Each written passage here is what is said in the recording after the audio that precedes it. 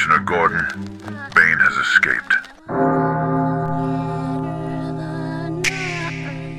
Excuses create the illusion of abundance. They whisper that you have endless chances, endless tomorrows, endless time. But time is not infinite, and every excuse burns it faster than you realize.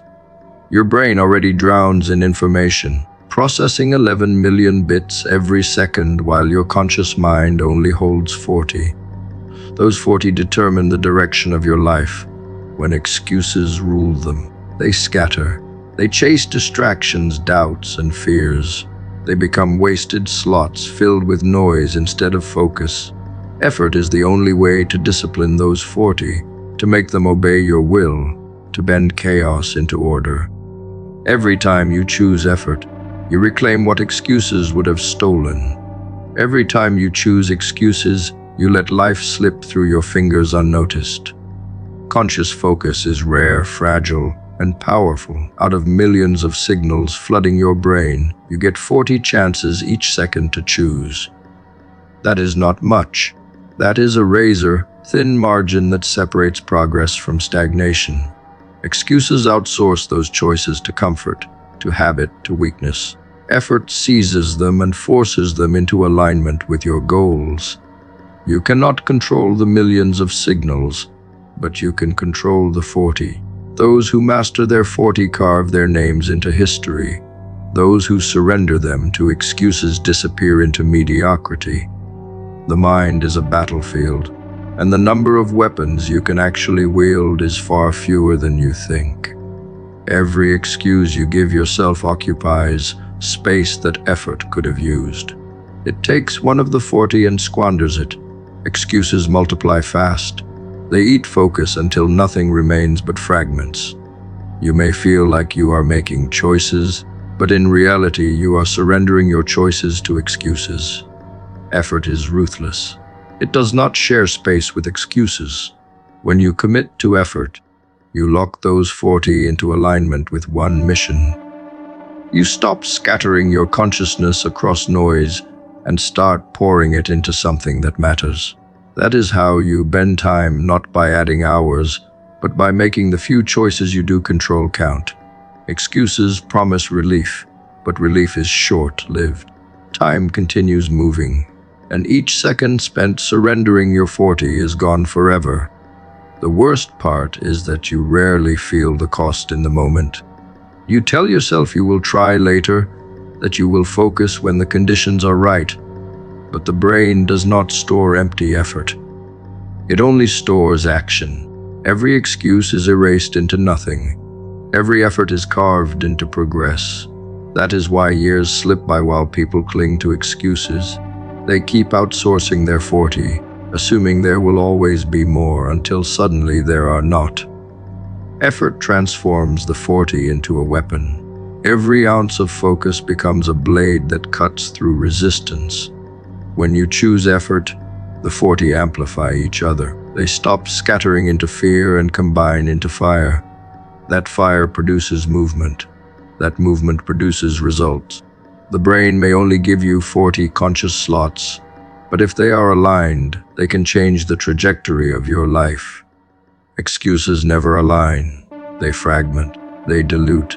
They make you believe you are busy when in truth you are only burning time. Effort condenses, excuses dissolve. Excuses thrive in the unconscious. They slip into the millions of unnoticed signals and poison them until they surface into the 40. Suddenly, your conscious thoughts are filled with rationalizations. This is why excuses feel endless. They draw from the vast ocean of signals you cannot control, and they flood your mind with reasons to delay. Effort is your dam. It cannot control the ocean, but it can direct what reaches the surface. That is why effort feels exhausting. It is the constant discipline of deciding which signals get access to your 40. But it is also the only way to ensure that your life reflects what you want rather than what excuses decide. Time punishes those who outsource their focus. The clock does not care why you avoided action. It only records that you did. You may drown in excuses, But life sees only absence. It rewards only effort because effort is proof of conscious control. Excuses leave no evidence, no result, no progress. You cannot build a body with excuses. You cannot build a legacy with excuses. You cannot build respect with excuses. The 40 you control are too few to waste. Effort is the discipline of never outsourcing them.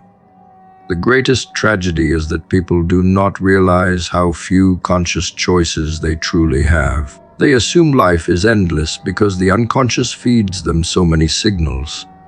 But only 40 matter at a time. If excuses consume them, entire years vanish with nothing to show. Effort is what converts those 40 into building blocks. Each one may seem small, but repeated with discipline, they stack into monuments. Avoidance stacks into ruins. Every man and woman must decide which structure they are building with the choices they hold. Excuses feel endless because they borrow from an ocean without limit. But time is not endless. The clock does not wait. The brain does not expand the 40. That limitation is permanent. It is how you treat those 40 that decides whether you live a life of regret or a life of legacy. Excuses outsource them to fear. Effort takes ownership. That is the difference. That is the line that separates those remembered from those forgotten. Life does not bend to explanations. It bends to action. You can craft the finest excuse, polished and convincing, and still the world will move forward without granting you a reward. Effort leaves a trail that cannot be denied.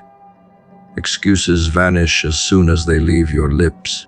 When you push through fatigue, through doubt, through resistance, life repays you with progress. When you stop to justify why you did not, life repays you with nothing but emptiness. The truth is brutal. Results do not care about reasons. They care about effort. Effort is the one currency that life never rejects. The weight of excuses feels light when spoken, but it becomes heavy in the silence afterward. They keep you trapped, repeating the same story of why you could not, why you should not, why you did not. Yet excuses do not feed you. They do not strengthen you. They do not honor you. They pacify the mind in the moment, but they leave you weaker in the long run. Effort, in contrast, may feel heavy at the start, but its weight is the kind that builds muscle, resilience, and self-respect. Only one creates momentum. Only one builds a future. Every man and woman is tested not in what they say, but in what they do when it hurts. Excuses are easy when the path grows dark. They soothe your ego and give you an escape from responsibility. Effort is difficult because it demands presence when comfort calls you elsewhere. But when you look back years later, what will define you are the moments where you put excuses down and chose effort. Those are the moments that separate regret from pride. The body itself teaches this truth daily. If you give excuses instead of training, the body decays. If you give effort instead of avoidance, the body adapts and grows. Muscles are blind to explanations. They respond only to pressure. Your future is the same. It does not respond to excuses, no matter how well crafted. It adapts only to the pressure of consistent effort. That is why those who succeed are rarely the most gifted. They are the ones who showed up when excuses would have been easier. You can disguise excuses as logic, as timing, as circumstance. They may fool others, but they cannot fool life. The mirror will always reveal whether you chose effort or whether you chose escape. Respect cannot be built on excuses. Authority cannot be built on excuses. Legacy cannot be built on excuses. They crumble under weight because they have no substance. Effort is the only foundation that holds when tested. It may take longer. It may demand more. But it creates something you can stand on without fear of collapse. Excuses will always whisper in your ear when you approach the edge of growth. They will remind you of your limits. They will remind you of your fears. They will offer you 1,000 reasons to turn back. Effort will not whisper. Effort will demand. It will strip you of comfort and force you to face resistance head-on. And when you obey effort instead of excuses, life rewards you with expansion. The reward is not given because you are special. It is given because you paid the price that excuses cannot pay. Excuses protect nothing but the ego. They offer temporary relief while stealing permanent opportunity. When you defend your lack of action with words, you are placing your future on the altar and burning it for comfort. Effort does not need to be defended. It speaks for itself. It writes evidence into the world. It creates results that cannot be argued with. Every great achievement has this in common. It was born from effort that no excuse could replace. The choice between excuses and effort is a choice between decay and growth.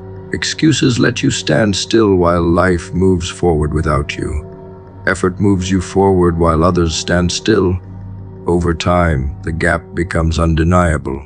Those who chose excuses wonder why they are left behind.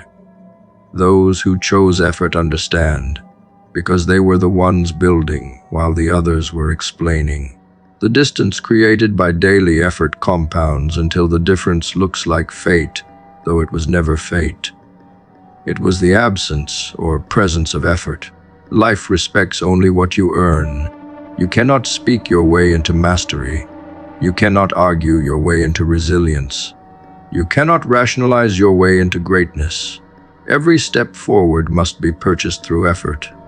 Excuses may sound intelligent, but they are worthless currency. They buy you nothing but regret. Effort is hard, yes, but it buys you growth, power, respect, and legacy. In the end, that is the only currency that matters. Energy moves where attention goes. What you repeat becomes what you reinforce, and what you reinforce becomes what you are. Hebb's law is not just science, it is prophecy. Neurons that fire together wire together, meaning every thought, every excuse, every action lays down tracks in the brain. If you spend your time justifying, you carve grooves of avoidance that get deeper with every repetition. Soon you are not making excuses by choice, you are making them by reflex. You are no longer in control. The pattern controls you. If instead you choose action, the brain wires for movement. Every time you take effort over excuse, you hardwire execution as your default. This is not theory, it is law, and the law does not bend. The brain is not neutral. It is a machine that adapts to whatever you feed it.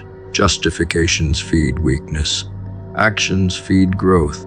The more often you tell yourself why you cannot, the more natural that story becomes. At first it is a thought.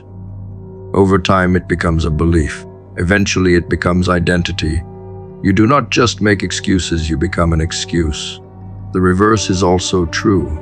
At first you force yourself to act. It feels unnatural, forced, difficult. But repetition turns it into instinct. Soon you act before you think. You move before you justify. You execute before you hesitate. Action becomes who you are. Consider how habits form. No habit appears in one day. It is the result of countless repetitions burning a pathway in the brain until the path becomes easier than resistance. Excuses are habits just as much as discipline is. The difference is that one wires you for decay while the other wires you for progress. Every excuse strengthens avoidance. Every effort strengthens endurance. The longer you walk one path, the more inevitable it becomes. This is why effort is non-negotiable. You are not just choosing today's outcome, you are choosing tomorrow's wiring. When you justify an action, the brain rewards you with temporary relief, but that relief becomes addictive. It makes the pathway more appealing, and soon the cycle feeds itself. Action feels harder with each excuse because you have wired the brain to prefer relief over progress. The way out is to suffer intentionally through the resistance, to choose action until action becomes as natural as avoidance once was. That is the only way to rewrite the code. Painful at first, automatic later. Execution must be trained like a muscle. The first time you force yourself to move when every fiber of your being wants to justify an action, you break a link in the chain. Do it again, and the chain weakens further.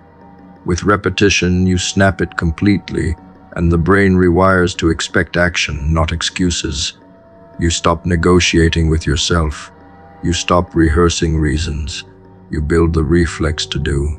That reflex is what separates the remembered from the forgotten. Excuses masquerade as intelligence. They are polished, clever, often convincing. But the brain does not care how well they are crafted. It only cares that you repeated them. Repetition is reinforcement, no matter the content. That means every excuse, no matter how smart, is another nail in the coffin of your potential. Every action, no matter how small, is a spark in the furnace of growth. The brain is indifferent. It will wire for whatever you give it. The question is whether you will give it excuses or effort. The law is merciless. It does not reward intent. It does not honor potential. It only responds to repetition. If you justify more than you act, you will wire yourself into paralysis. If you act more than you justify, you will wire yourself into momentum. The balance of your life is not decided by talent, but by which circuit you strengthen. Every moment is another vote, and the brain records them all. There is no hiding from the tally. Energy follows focus, and focus is commanded by repetition. You cannot afford to waste those repetitions on excuses. Each one is a rehearsal of decay. Every justification spoken is practice in avoidance. Every excuse repeated is a weight added to the chains that hold you.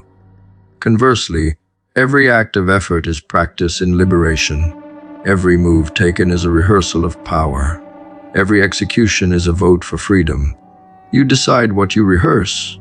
You decide what you wire. The truth is that identity is nothing more than the sum of repetitions. You are not what you think you are. You are what you have done most often. If you excuse more than you execute, your identity becomes that of avoidance. If you execute more than you excuse, your identity becomes that of discipline. People spend years searching for who they are, never realizing they are writing the answer with every repetition. The brain is not mystical. It is mechanical. Fire it one way and you rot. Fire it another and you rise. You live in an age where your thumb decides what your brain consumes. Endless scrolling feels like learning, feels like progress, feels like stimulation. But the truth is harsher. You don't remember most of what you scroll because the brain was never designed for infinite novelty. Your hippocampus, the part of you that decides what becomes memory and what becomes waste, was built for survival, not saturation. It takes in patterns that matter, signals tied to action, repetition tied to meaning. But when it is assaulted with endless digital fragments, it discards almost all of them within hours. You believe you consumed, but in truth you consumed nothing. What you fed yourself was discarded because it lacked depth. The hippocampus is not cruel, it is efficient. It filters ruthlessly because remembering everything would paralyze you. Imagine holding onto every headline, every meme, every passing video. You would drown in irrelevance. The brain solves this by throwing away what has no weight, and most digital consumption has no weight. It is repetitive noise disguised as variety, 10 versions of the same joke, 20 clips of the same idea, 1,000 words without depth. The hippocampus treats them like echoes and deletes them to keep you moving. You think you are informed, but you are only entertained. You think you are retaining, but you are only rinsing and repeating. Memory thrives on focus, not fragments.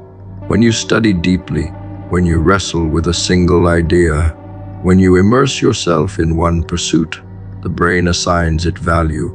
It says this matters, this is survival. This is worth wiring into permanence. That is why you remember the book that challenged you years ago, but cannot recall what you scrolled yesterday. The hippocampus honors depth because depth signals importance. Breadth without focus signals waste. You may expose yourself to thousands of inputs, but unless you dive into them, they evaporate before they can shape you. Depth of focus not only survives, it multiplies. When you give attention to one thing long enough, neurons connect, pathways strengthen, and the knowledge integrates into identity. It becomes part of you. This is why mastery exists. This is why experts rise above noise. They chose to dig when others scattered. They chose to focus when others distracted themselves. The hippocampus rewards this by building durable memories, durable skills, durable growth. Infinite novelty cannot replicate this. It only gives the illusion of engagement while leaving you hollow. The modern world profits from your forgetfulness. Platforms are designed to exploit the discard reflex of your brain. They feed you endless novelty, knowing you will forget, knowing you will return hungry, knowing the emptiness left behind will feel like curiosity. You are caught in a cycle where your hippocampus deletes and your thumb scrolls again to refill the void. The cycle continues because you confuse stimulation for knowledge. You confuse input for progress. Depth breaks this cycle. Depth is rebellion. Depth is survival against a system designed to make you forget. Focus is the rarest currency of this era. The man who can lock onto one idea, one craft, one mission, becomes unstoppable. While everyone else scrolls their hours into oblivion, he builds something lasting. His hippocampus rewards him with memory. His neurons reward him with wiring. His focus rewards him with mastery. Breadth of input will never compete with depth of focus because one disappears overnight and the other compounds across decades. Every time you choose depth, you build a fortress in your mind.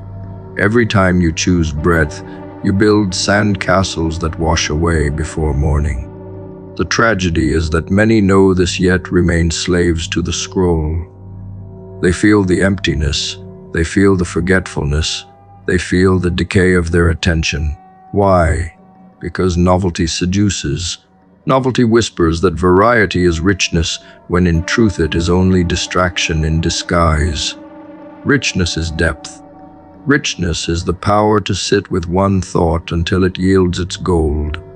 The hippocampus cannot be tricked. It knows what you value by how you spend your focus. If you scatter, it deletes. If you immerse, it preserves. Effort is the bridge between input and retention.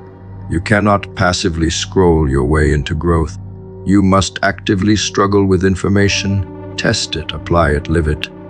Only then does the hippocampus stamp it into permanence. Suffering is the price of retention. That is why passive consumption fades and active struggle remains. You remember the lessons you paid for in sweat, in humiliation, in sacrifice.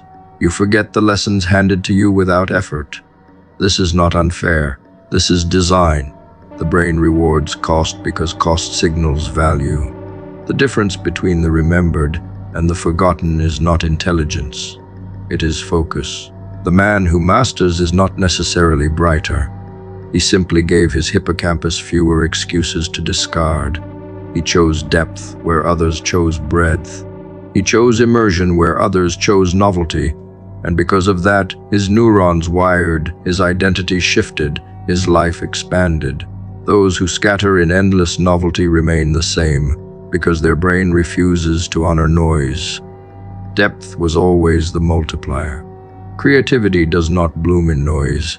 It requires silence, stillness, absence of distraction. When the world falls quiet, the brain shifts. Alpha wave activity rises, a rhythm associated with insight, imagination, and the ability to connect ideas in ways impossible during constant stimulation. This is why your greatest thoughts strike in the shower, during long walks, in the middle of sleepless nights. Isolation is not emptiness. It is ignition. It is the state in which your mind is free to stretch beyond the surface of constant input and create something original. Without solitude, you remain stuck recycling the ideas of others, never producing from your own depth. The lie of modern life is that creativity requires collaboration at every step. Meetings, brainstorms, endless discussions. But the reality is that true creation emerges from solitude first. It emerges when your brain is no longer processing the noise of others and can finally listen to itself. Alpha waves thrive in these conditions, bringing with them flashes of vision that cannot be manufactured in a crowded room. Collaboration may refine, but solitude creates. The one who dares to sit alone with his thoughts is the one who will ignite the spark others spend lifetimes searching for in the wrong places. When you strip away external stimulation, your brain begins to wander inward. This wandering is not aimless. It is exploration. It is the subconscious piecing together fragments into new wholes. The hippocampus, the memory center, activates differently. The prefrontal cortex relaxes its rigid control. Connections form across distant regions. Solitude is the permission slip your brain requires to escape linear thinking and enter creative flow. Without solitude, you are trapped in reaction. With solitude, you enter creation. Alpha waves are the biological proof that the mind requires space to ignite. Isolation frightens most because it feels empty, but emptiness is the very space creativity requires. The blank page terrifies because it demands you fill it. The silent room intimidates because it forces you to confront your own thoughts. Yet those who embrace this emptiness discover it is not hollow at all.